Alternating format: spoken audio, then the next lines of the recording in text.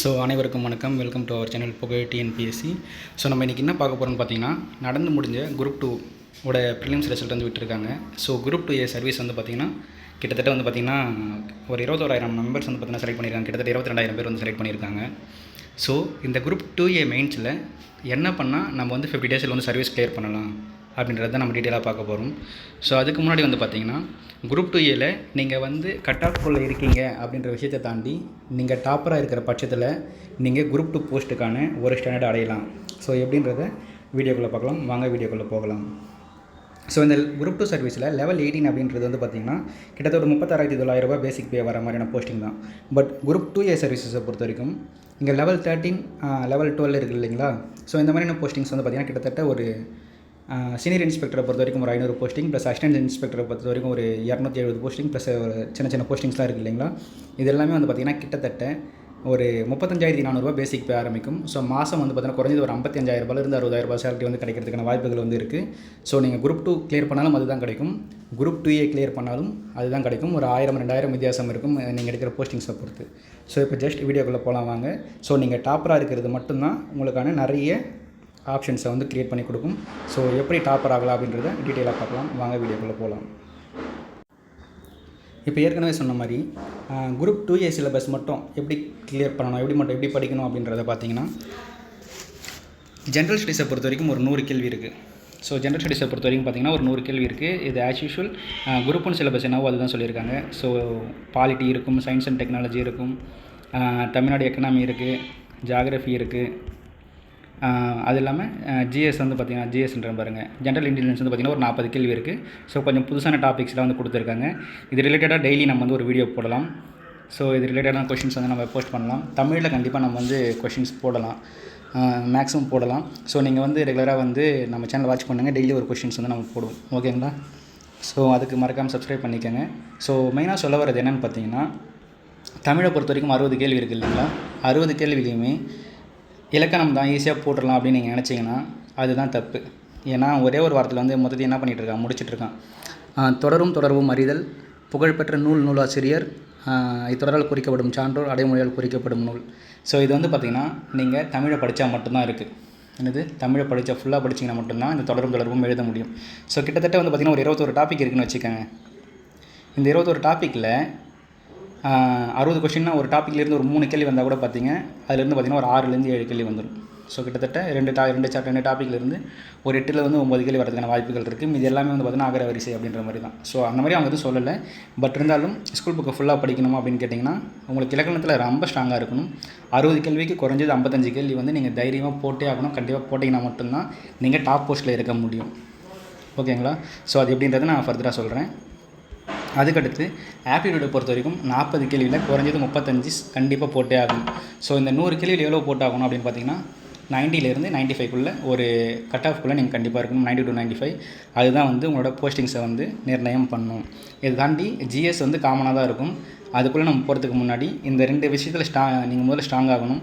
அது எப்படி படிக்கலான்றதை நான் சொல்கிறேன். இதுக்கு எவ்வளோ டைம் எடுத்துக்கலாம், இருக்கிற 50 நாள் அதை எப்படி பண்ணலான்றதை நான் சொல்கிறேன். இப்போ வந்து பார்த்திங்கன்னா modern history and Tamil society ரெண்டுத்தையும் வந்து என்ன பண்ணியிருக்காங்க, மெர்ஜ் பண்ணியிருக்காங்க. அவங்க தெளிவாக சொல்லிட்டாங்க, மாடர்ன் ஹிஸ்ட்ரியிலேருந்து 20 கேள்வி, மாடர்ன் ஹிஸ்ட்ரியிலிருந்தும் தமிழ் சொசைட்டியிலிருந்தும் 20 கேள்வின்னு சொல்லியிருக்காங்க. இதில் 10 அதில் 10 கேட்கலாம்.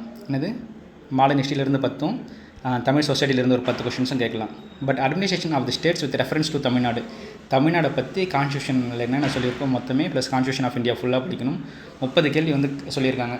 நம்மளோட ஹைலி ஃபோக்கஸ் ஏரியாவை வந்து எது இருக்கணும்னு பார்த்திங்கன்னா பாலிட்டியும் தமிழ் சொசைட்டி அந்த ஏரியா இருக்கணும். அதுக்கப்புறம் science and technology. Science and டெக்னாலஜியில் 15 கேள்வி சொல்லியிருக்காங்க. இவ்வளோத்தையும் எப்படி சார் இவ்வளோ ஷார்ட் டேட்டில் படிக்கிறதுன்றதை நான் சொல்கிறேன்.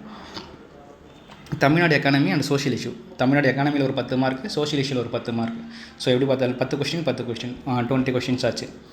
ஜாகிரஃபியை பொறுத்த வரைக்கும் 15 கேள்வி எவ்வளோ படிக்கணும்னு பாருங்களேன். ஜாகிரஃபி படிக்கணும், என்விரான்மெண்ட் படிக்கணும், பயோடைவர்சிட்டி பற்றி படிக்கணும். இது எல்லாத்தையும் டோட்டலாக படித்தா தான் 15 கொஷின்ஸ் வந்து நீங்கள் ஆன்சர் பண்ண முடியும் அப்படின்ற மாதிரியான ஒரு நிலைமை தான் இருக்குது.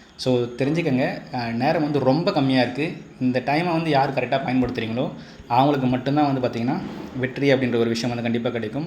21,000 பேர் எழுதுகிறாங்க, 22,000 பேர் எழுதுகிறாங்க. ஆனால் இருக்கிறது 2,000 போஸ்டிங் தான். நீங்கள் எந்த அளவுக்கு அவங்களோட ஒவ்வொருத்தரை விட நீங்கள் அதிகப்படித்த உழைப்பை வந்து நீங்கள் டெய்லி போட்டே ஆகணும்.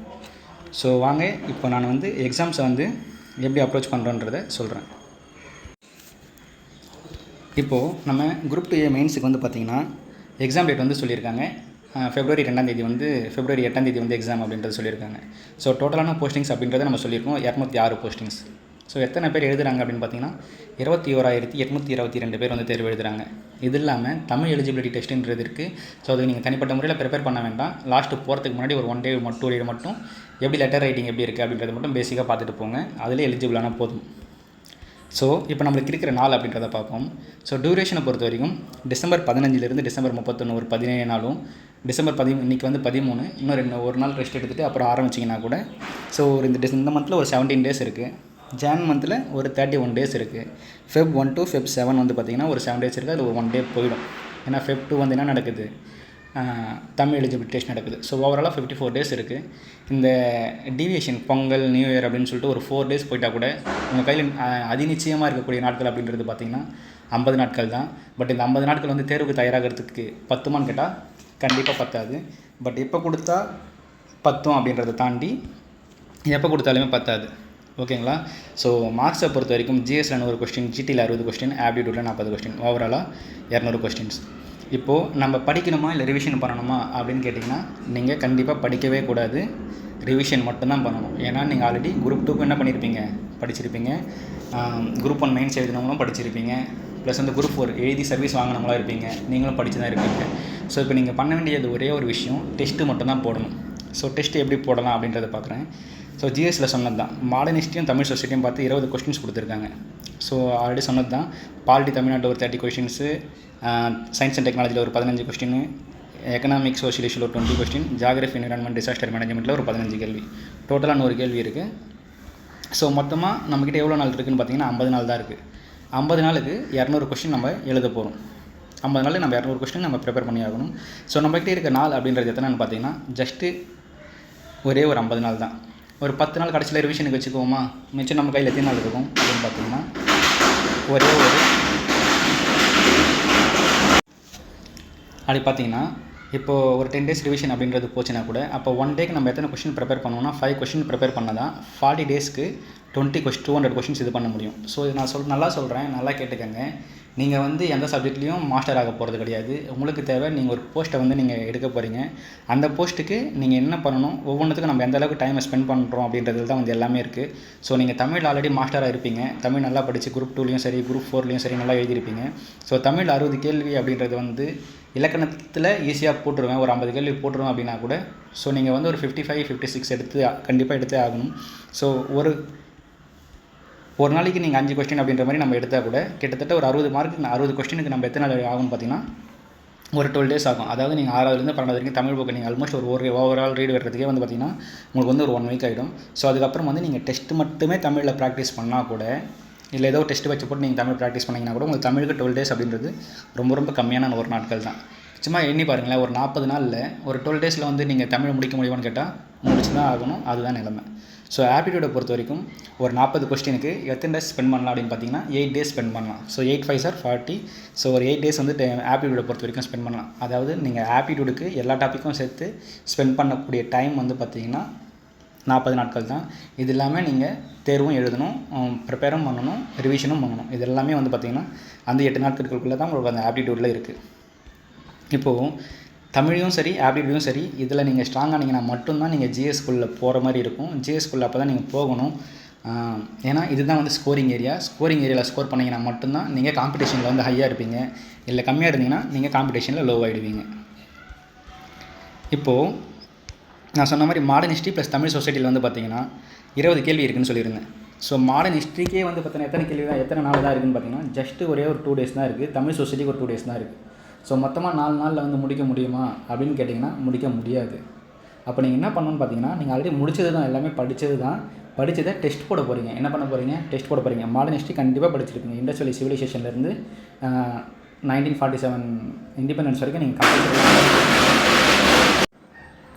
ஸோ உங்களுக்கு வந்து ஃபுல்லாக படிச்சிருப்பீங்க. அதனால் வந்து ஒரு 2 டேஸில் வந்து ரிவிஷன் பண்ணிவிட்டு புக்கை தூக்கி ஓரமாக வச்சுட்டு ஃபர்தராக வந்து படிக்க ஆரம்பிங்க. ஸோ தமிழ் சொசைட்டியை பொறுத்த வரைக்கும் அதுதான். தமிழ் சொசைட்டியில் யூனிட் 8 and 9க்கு நீங்கள் நிறைய படிச்சிருப்பீங்க. ஜஸ்ட்டு ஒரு ஓவரால் ரிவிஷன் பண்ணிவிட்டு மறுபடியும் அது டெஸ்ட் எழுத ஆரம்பிங்க. பாலிட்டியை பொறுத்த வரைக்கும் 30 கேள்விகள். முத்து முத்தாக எடுக்க வேண்டிய கேள்விகள். முத்து 30ல் 25லேருந்து 27 கேள்வி நீங்கள் சாதாரணமாக போட்டே ஆகணும். பாலிட்டியை பொறுத்த வரைக்கும் காம்ப்ரமைஸ் பண்ணவே பண்ணாதீங்க. எந்த அளவுக்கு நீங்கள் எஃபர்ட் போடுறீங்களோ பாலிட்டியை பொறுத்த வரைக்கும் அந்த கொஸ்டின்ஸ் இருக்கும். உங்களுக்கு 6 நாள் அப்படின்றது பாலிட்டிக்கு தாராளமான நாட்கள்.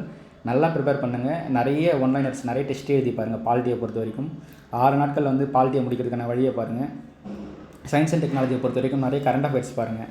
நிறைய கரண்ட் அஃபேர்ஸ் வந்து நிறைய ஃப்ரீ டெஸ்ட் கிடைக்கும். சயின்ஸ் அண்ட் டெக்னாலஜியை பொறுத்த வரைக்கும் நிறைய எழுதுங்க. ஸோ 3 days தான் டோட்டலாக டைம் இருக்குது. சயின்ஸ் அண்ட் டெக்னாலஜியில் 15 கேள்வின்றது இப்போ நம்ம நோபல் பரிசு வாங்கினதுலேருந்து கூட கேள்விகள் வரலாம். ஸோ அந்தளவுக்கு இருக்கும். தெளிவாக இருங்க. எதுலேயுமே லெத்தர்ஜிக்காக இருந்து விட்டு வராதிங்க. எக்கானமி அண்ட் சோஷியல் இஷ்யூ டோட்டலாக வந்து பார்த்திங்கன்னா ஒரு 20 கொஸ்டின்ஸு. ஸோ எக்கானமிக்கு ஒரு 2 days தான் இருக்குது. சோஷியல் இஷ்யூக்கு ஒரு 2 days தான் இருக்குது. பார்த்துக்கோங்க, ரொம்ப டைம் கம்மியாக இருக்குது. அப்படின்னும்போது என்னடா இவ்வளோ தான் டேட் கம்மியாக தான் இருக்குது, எப்படி பண்ணுறது அப்படின்னு நீங்கள் கேட்குறீங்கன்னா, உங்களுக்கு தமிழுக்கு வந்து 12 days வந்து பத்துமா? தமிழுக்கும் ஆப்டிடியூடுக்கும் 20 நாள் எடுத்துக்கிட்டிங்கன்னா பத்துமான்னு கேட்டிங்கன்னா அதுவே உங்களுக்கு தமிழுக்கே பத்தாது. ஆனால் தமிழில் நீங்கள் காம்ப்ரமைஸ் பண்ணக்கூடாது. தமிழ்லையும் மேக்ஸ்லையும் நீங்கள் காம்ப்ரமைஸ் பண்ணவே கூடாது. ஏன்னா அதுதான் உங்களோட ஸ்கோரிங் ஏரியா. அப்போது ஜிஎஸை பொறுத்த வரைக்கும் நீங்கள் என்ன தான் பண்ணணும்னு பார்த்தீங்கன்னா ரிவிஷன் அப்படின்ற ஒரே ஒரு கான்செப்ட் மட்டும்தான் இருக்கணும். வேறு எதுவுமே இருக்கக்கூடாது. So geography, environment, disaster management உங்களோட 11th ஜாகிரஃபி புக்கும் 11thலேயே என்விரான்மெண்ட் அதில் போர்ஷன் வரும். ஸோ அதெல்லாம் நல்லா இது பண்ணிக்கோங்க. நிறைய கரண்ட் அஃபேர்ஸ் வந்து ரிலேட்டடாக கொஷின்ஸை ஹேண்டில் பண்ண ட்ரை பண்ணுங்கள். ஒரு 3 நாள் கிட்டத்தட்ட வந்து பார்த்திங்கன்னா உங்களுக்கு நாட்கள் ரொம்ப கம்மியாக இருக்குது. ஆனால் அதில் நீங்கள் எப்படி இது பண்ணுறீங்க அப்படின்றது தான். திரும்பவும் சொல்கிறேன், நல்லா படிக்கிறவங்க வந்து இந்த எக்ஸாமில் பாஸ் பண்ண மாட்டாங்க. யார் வந்து ஃபுல் எஃபர்ட் போட்டு டைம் மேனேஜ்மெண்ட்டோட வேஸ்ட் பண்ணாமல் ப்ராப்பராக வந்து யூட்டிலைஸ் பண்ணுறாங்களோ அவங்க மட்டும் தான் இது பண்ணுவாங்க. இந்த பொங்கலையும் நியூ இயரையும் இந்த வருஷம் விட்டுருங்க, அடுத்த வருஷம் பார்த்துக்கோங்க. இல்லை ஒரு 1 day ஸ்பெண்ட் பண்ணுறேன்னா என்ஜாய் பண்ணிக்கோங்க. பட் வந்து உங்களோட ப்ரிப்பரேஷனுக்கு அது எந்த ஒரு பிரச்சனையும் உருவாக்கக்கூடாது. அப்படி பண்ணிங்கன்னா கண்டிப்பாக இந்த குரூப் 2A போஸ்டிங்ஸ் வந்து உங்களுக்கானது கண்டிப்பாக இருக்குமான்னு கேட்டால் 100% அதி நிச்சயமாக உங்களுக்கான போஸ்டிங்ஸ் வந்து இருக்கும். அதே மாதிரி நான் சொன்ன மாதிரி ஒரு 800 போஸ்டிங் பக்கமாக எத்தனை போஸ்டிங்கு 800 போஸ்டிங்கு குரூப் 2 லெவலுக்கு ஈக்குவலான போஸ்டிங்ஸ் இருக்குது. குரூப் 2 லெவலுக்கு ஈக்குவலான ஒரு போஸ்டிங் இருக்குது.